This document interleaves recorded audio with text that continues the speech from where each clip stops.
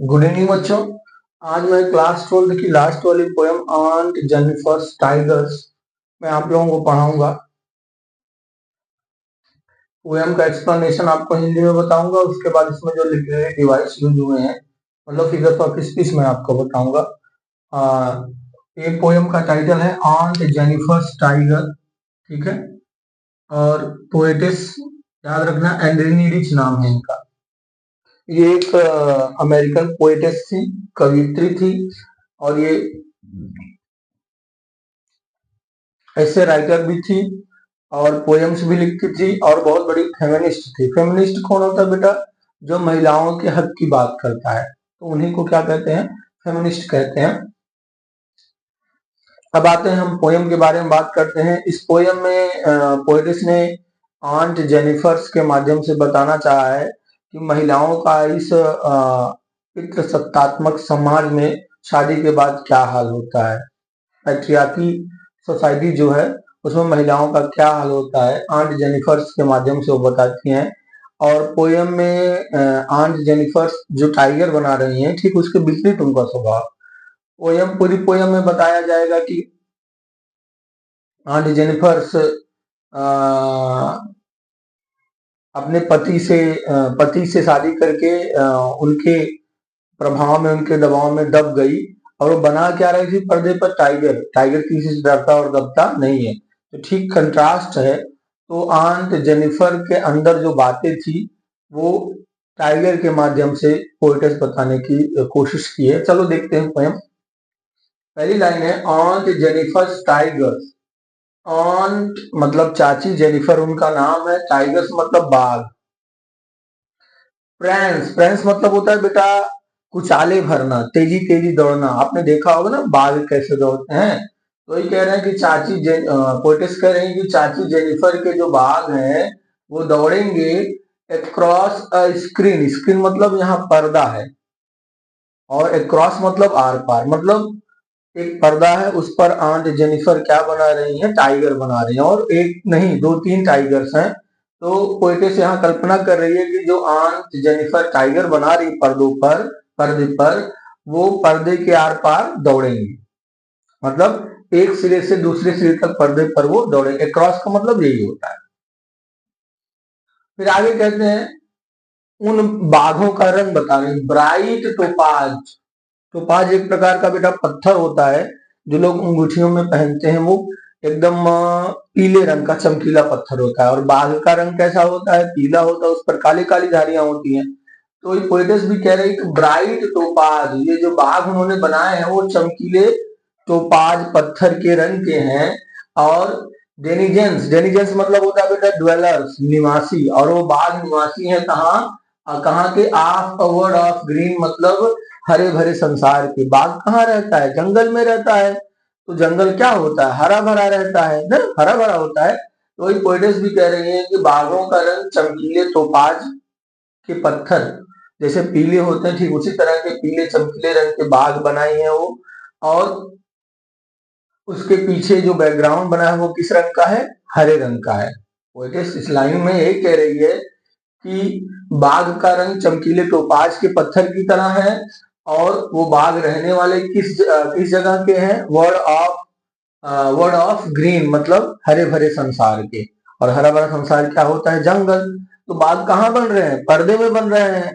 तो बाघ के अलावा जो बैकग्राउंड हो सकता है पर्दे में, चाची ने थोड़ा बहुत पेड़ पौधों का भी बैकग्राउंड दिया हो। और लेकिन पोएटिस यहाँ बताना चाहती है कि ये जो बाघ बन रहे हैं, सर ये जो बाघ हैं वो टोपाज पत्थर की तरह एकदम पीले और चमकीले हैं। और ये बाघ एक्चुअल में कहाँ पाए जाते हैं? हरे भरे जंगलों में पाए जाते हैं। फिर आगे कहती है दे डू नॉट फियर, और ये जो बाघ हैं वो डरते नहीं है। डू नॉट फियर मतलब डरते नहीं है। किससे? द मेन मतलब उन आदमियों से। बीनीथ द ट्री, बीनीथ मतलब नीचे, द ट्री मतलब पेड़ के। बाघ जंगल में पेड़ के नीचे खड़े आदमियों से डरते नहीं है। बाघ जंगल में पेड़ के नीचे खड़े आदमियों से आप देखते होगे ना, वीडियो वीडियो आता रहता है, लोग गाड़ी में फोटो खींच रहे हैं, बाघ आराम से टहल रहा है ना। तो वही यहाँ पोएटिस भी कह रही है कि जंगल में जब बाघ होते हैं तो पेड़ के नीचे खड़े आदमियों से डरते नहीं है। फिर आगे कहती हैं दे पेस, पेस आपने ये वर्ड सुना होगा, पेस, पेस मतलब गति। क्रिकेट देखते हैं ना, मीडियम पेसर, मीडियम पेसर मतलब मध्यम गति, तो वही पेस है। दे पेस, वो तेजी से दौड़ते हैं। इन स्लीक, स्लीक मतलब होता है सुंदर और चमकदार। शिवार्लिक मतलब होता है बेटा विनम्र। सर्टेनिटी मतलब होता है निश्चितता। बाघ जंगल में, यहाँ चमकदार मत कहिए, यहाँ स्लीक का अर्थ लीजिए सुंदर, ठीक है। बाघ जंगल में सुंदरता पूर्वक, विनम्रता पूर्वक और निश्चितता के साथ दौड़ते हैं। यहाँ विनम्रता का मतलब क्या होगा, शिवालिक का मतलब बाघ का विनम्र होने का क्या मतलब है, मतलब बाघ बिना मतलब के किसी पर हमला नहीं करते हैं। तो पोइटेस ये कह रही है कि ये जो बाघ है वो खूबसूरती से, विनम्रता के साथ और निश्चितता से जंगल में क्या करते हैं, पेस मतलब चलते हैं या तेजी तेजी दौड़ते हैं। तो इस पूरे स्टैंजा का अर्थ एक बार फिर से देख लेते हैं। On Jennifer tigers प्रेंस across the screen, on Jennifer के जो बाघ हैं पर्दे पर एक तरफ से दूसरी तरफ तक दौड़ते हैं। Bright topaz denizens of a word of green, बाघों का रंग एकदम चमकीले पीले टोपाज पत्थर की तरह है और वो लोग जंगल के निवासी होते हैं। They do not fear the man beneath the tree, और वो जंगल में पेड़ों के नीचे खड़े आदमियों से डरते नहीं है। They pace in sleek chivalric and certainty, और वो बाघ जंगल में खूबसूरती से, विनम्रता के साथ और निश्चितता के साथ दौड़ते हैं। अच्छा बेटा, they do not fear the man beneath the tree मतलब वो जंगल में पेड़ों के नीचे खड़े आदमियों से डरते नहीं है। ये लाइन लिखने का मतलब क्या है, पोएटेस ये बताना चाहती है कि इस पितृसत्तात्मक परिवार में या समाज में ऑन जेनिफर क्या है, अपने पति से बहुत डरती है, लेकिन वो जो बाघ बना रही है ठीक उनके जो जीवन चल रहा है उनके ठीक विपरीत स्वभाव वाले बाघ हैं। तो अपने अंदर की भावना, पोएटेस ये कह रही है कि अपने अंदर की भावना ऑन जेनिफर अपने जो है कलाकृति से बताना चाहती हैं कि मैं भी किसी से डरना नहीं चाहती, लेकिन ये समाज ही ऐसा है, हमको डरना पड़ता है। फिलहाल चलो हम अगले स्टैंजा पे चलते हैं। अगले स्टैंजा क्या है, on the Jennifer's fingers fluttering, fluttering मतलब क्या होता है बेटा, ऐसे फड़फड़ाना, चलना। तो जैसे महिलाएं स्वेटर वेटर बुनती है तो उंगलियां चलती नहीं है, तो वही है ऑन द जेनिफर्स फिंगर्स मतलब चाची जेनिफर की जो उंगलियां हैं, फ्लटरिंग मतलब फड़फड़ा रही हैं। थ्रू हर वूल, वूल मतलब ऊन, वो कुछ बुन रही हैं और उसी ऊन के बीच चाची जेनिफर की जो उंगलियां हैं फड़फड़ा रही, मतलब उंगलियों से जल्दी जल्दी वो उनसे कुछ बना रही हैं। ठीक, तो कुल मिला के यहाँ पोएट्री ये कहना चाहती है कि चाची जेनिफर बहुत काम कर रही है। फिर find even the ivory needle hard to pull, find मतलब पाती है, इवन मतलब यहाँ तक कि द आइवरी, आइवरी मतलब होता है हाथी दांत के बना हुआ, नीडल मतलब सुई। कह रही है यहां तक कि हाथी के दांत से बनी हुई सुई को हार्ड टू पुल, खींचना भी उनके लिए मुश्किल हो गया है। वो इतनी बूढ़ी हो गई हैं या इतनी उनमें ताकत भी नहीं है, या काम करते करते उनके हाथ इस तरह के हो गए हैं कि वो हाथी दांत की बनी सुई को भी खींच नहीं पा रहे हैं, उनको खींचना बड़ा मुश्किल हो रहा है। फिर आगे कहती है the massive weight of uncle's wedding band, the massive मतलब होता है बहुत ज्यादा, वेट मतलब भार, of uncle's wedding band, uncle's मतलब चाचा के, वेडिंग मतलब शादी का, बैंड मतलब बंधन।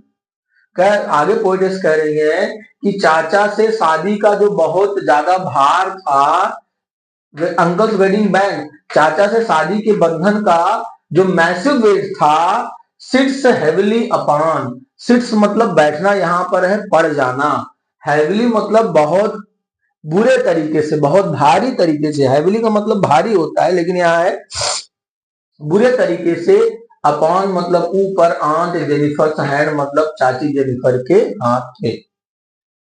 The massive weight of uncle's wedding band, चाचा से शादी के बंधन का जो भार था, सिट्स हैविली अपॉन बुरी तरह आ गया है, आंट जेनिफर हैंड मतलब चाची जेनिफर के हाथों पर, या हाथों का मतलब कंधों पर।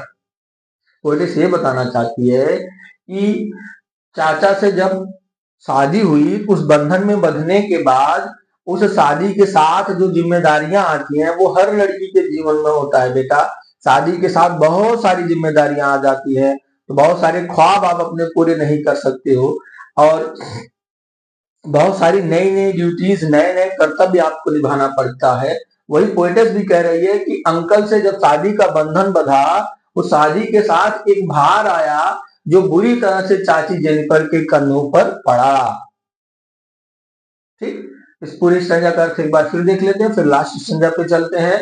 Aunt Jennifer finger fluttering through her wool, चाची जेनिफर कुछ बिन रही है और उनसे कुछ बिन रही है, और उन्हीं उनों के बीच उनकी उंगलियां तेजी से काम कर रही हैं, चल रही हैं।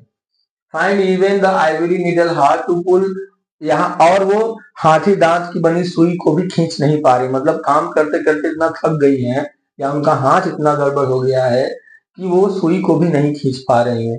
और ऐसा क्यों हुआ है, आगे 2 लाइनों में पोएटेस बता रही, the massive weight of uncle's wedding band, band मतलब बंधन, वेडिंग मतलब शादी, चाचा से शादी का जो बंधन था उसका जो बहुत अधिक भार था, सिर्फ heavily upon on Jennifer and, वो चाची जेनिफर के कंधों पर बहुत बुरी तरह आ गया। चाचा से शादी करने के बाद शादी का जो बंधन था पूरी तरह से चाची के कंधों पर आ गया। वो सबके साथ होता है।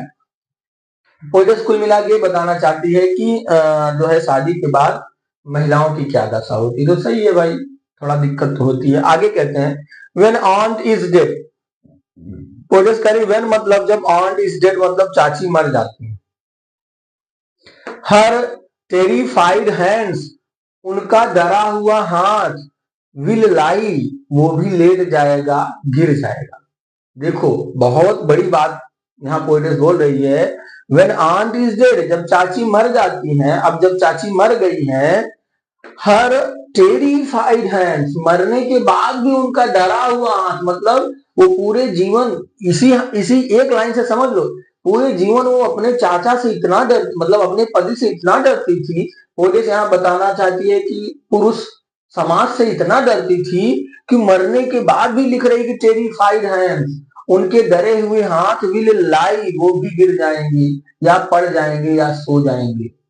पोएटेस कह रही जब चाची मर जाती हैं तो उनका जो जिंदगी भर काम करने वाला हाथ था डर डर कर, वो भी क्या हो जाएगा, शांत हो जाएगा। फिर आगे कहती हैं अब उन हाथों में क्या, स्टिल मतलब अब भी, रिंग्ड, रिंग मतलब यही रिंग, अंगूठी, स्टिल रिंग्ड, अब भी अंगूठी पड़ी हुई है, विथ ऑर्डल, विथ ऑर्डल, ऑर्डल्स मतलब होता है बेटा कठिन परीक्षा। स्टिल रिंग्ड, उन हाथों में अब भी अंगूठी पड़ी है, किसकी, विथ ऑर्डियल्स मतलब कठिन परीक्षा की। She was mastered, she was mastered मतलब होता है बेटा कोई मालिक बने तब, यहाँ मास्टर्ड बाई, अब कोई मालिक बनता है तो आप क्या बन जाते हो, उसके गुलाम बन जाते हो ना, यहाँ मास्टर्ड बाई का मतलब गुलाम बनाना। तो पोएटेस ये कह रही कि स्टिल रिंग्ड विथ ऑर्डियल्स, उनके हाथों में अब भी उस कठिन परीक्षा की अंगूठी थी, रिंग्ड मतलब अंगूठी होना, ऑर्डियल्स मतलब कठिन परीक्षा, तो उनके हाथों में, मरे हुए हाथों में अब भी उस कठिन परीक्षा की अंगूठी थी। शी वॉज मास्टर्ड बाई, जिनकी वह गुलाम बन गई थी। पोएटेस ये कह रही है कि जब आंट चाची मर गई हैं तो उनका डरा हुआ हाथ भी लेट गया है, सो गया है, शांत हो गया है, लेकिन उनके हाथों में अब भी उस कठिन परीक्षा की अंगूठी है जिसकी वो गुलाम बनी थी। तो पोएटेस यहाँ देखो एक कटाक्ष बोल रही है कि कोई भी लड़की अगर शादी करती है तो जो अंगूठी रिंग पहनती है उसके साथ वो गुलाम भी बन जाती है। हाँ पहले तो ये ज्यादा होता था लेकिन अब थोड़ा कम हुआ है। सही बात है कि लड़कियों का जीवन थोड़ा मुश्किल होता है बेटा, कि अगर वो शादी के बंधन में बंधी तो उनके साथ बहुत सारी जिम्मेदारियां आ जाती हैं, और कभी कभी बहुत सारी लड़कियां तो लगभग गुलाम सी ही बन जाती हैं। वही पोएटेस भी कह रही है कि उनके हाथों में अब भी, रिंग्ड मतलब अंगूठी, कठिन परीक्षा मतलब वही शादी वाली, शादी के साथ क्या होती है, पल पल पर भी कठिन परीक्षा होती है ना। मतलब आप नए जीवन में प्रवेश करते हो तो आपको कैसे बोलना, कैसे रहना, कुछ अपना दिमाग काम करता है, कुछ लोग बताते हैं, लेकिन कभी कभी गलतियां हो जाती हैं, बात सुनना पड़ता है। तो वही कठिन परीक्षा, परेशानियां, घर की स्थिति कैसे, काम कैसे करना है, तो वही सारी कठिन परीक्षा की बात कर रही है कि अब भी उनकी उंगलियों में वो शादी वाली अंगूठी है, कठिन परीक्षा वाली अंगूठी मतलब शादी वाली अंगूठी है, जिसने उन्हें पूरे जीवन क्या बनाया था, गुलाम बना के रखा था। फिर आगे अंतिम 2 लाइनों में कहती है the tiger in the panel, panel मतलब पर्दा, जो टाइगर्स हैं, जो बाघ बने हुए इन द पैनल मतलब पर्दे में, दैट शी मेड, जिसको कि उन्होंने बनाया है, विल गो ऑन prancing, वो उछलते हुए चलते रहेंगे, प्राउड एंड अनअफ्रेड, प्राउड मतलब गर्व से, अनअफ्रेड मतलब बिना डरे हुए। चाची ने पर्दे में जो टाइगर बनाए हैं वो उछलते हुए चलते रहेंगे गर्व से बिना डरे हुए। ठीक है, इस पूरी स्ट्रक्चर का एक बार फिर से देख लेते हैं, फिर लिटरेरी डिवाइस बताते हैं, हम पोएम खत्म करते हैं। व्हेन ऑन्ट इज डेड, जब चाची मर गई हैं, हर टेरिफाइड हैंड्स विल लाई, उनका डरा हुआ हाथ भी शांत हो जाएगा, लेट जाएगा, लाई मतलब लेटना, शांत होना हो गया। Still ringed with audience she was mastered by, और अब भी उनकी उंगलियों में वो शादी की अंगूठी है जिसकी वो गुलाम थी, अंगूठी की गुलाम थी। हाँ, फिर आगे कहते हैं कुल मिला के वही है, शादी के बाद गुलामों जैसी जिंदगी थी उनकी, और वो शादी की जो अंगूठी अब भी उनके हाथों उंगलियों में। The tigers in the panel that she made, और वो बाघ जो उन्होंने पर्दे में बनाए हैं, विल गो ऑन, वो चलते रहेंगे, prancing मतलब तेजी से उछलते हुए, प्राउड एंड अनअफ्रेड मतलब गर्व से बिना डरे हुए। अब लिटरेरी डिवाइस की बात कर लेते हैं। तो देखो बेटा, यहाँ पर मेटाफर है, ब्राइट टोपाज की तुलना किससे हो रही है, ब्राइट टोपाज की तुलना हो रही है टाइगर से। तो मेटाफर जहां दो वस्तुओं की तुलना होती है समान गुणधर्म के आधार पर, दो अलग अलग वस्तुओं की, टोपाज पत्थर है और टाइगर क्या है, जानवर, लेकिन दोनों का एक गुण समान है, क्या, रंग। ठीक है, फिर एलिट्रेशन देख लो, देखो फिंगर फ्लटरिंग, एफ एफ, हाँ, और भी आया है, एक जगह और आया है, मैंने देखा था, एक मिनट रुको, हाँ देखो, शिवार्लिक और सर्टेनिटी दोनों में सी सी रिपीट हुआ है ना, ये क्या है, एलिट्रेशन है। ठीक है, एक है मेटाफर, एक है एलिट्रेशन, और यहां भी है देखो, गुआन प्रेंसिंग प्राउड, पीपी, दो बार रिपीट हुआ ना, तो ये भी क्या है, एलिट्रेशन है। तो कुल मिला के ये जो है 2 लिटरेरी डिवाइस यूज हुए हैं। ठीक है, पहला मेटाफर, दूसरा क्या है, एलिट्रेशन। और अगर हम राइम स्कीम की बात करें, देखो प्रेंस,